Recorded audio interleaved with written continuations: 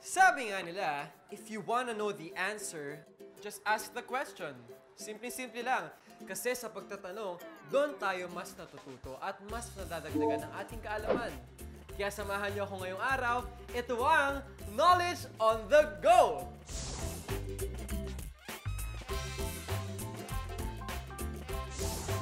At ang ating on-the-go player for today ay si Joshua. Ilan taon ka na, Joshua?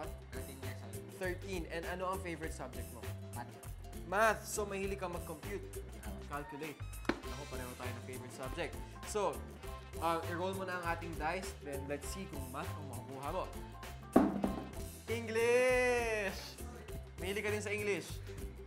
Hindi ka masyadong mahilig sa English, pero okay lang yan. Basta nakikinig ka sa teacher. Makakuha mo yung tamang sagot. Nakikinig. Sige. Munot ka na ng iyong question mula sa English.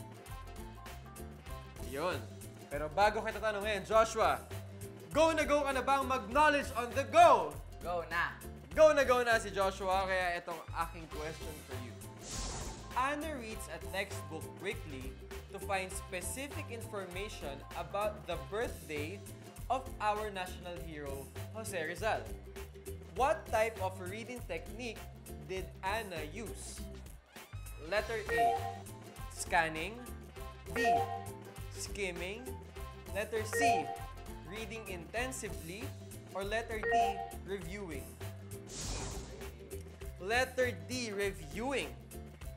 Ang tamang sagot, Joshua, ay letter A.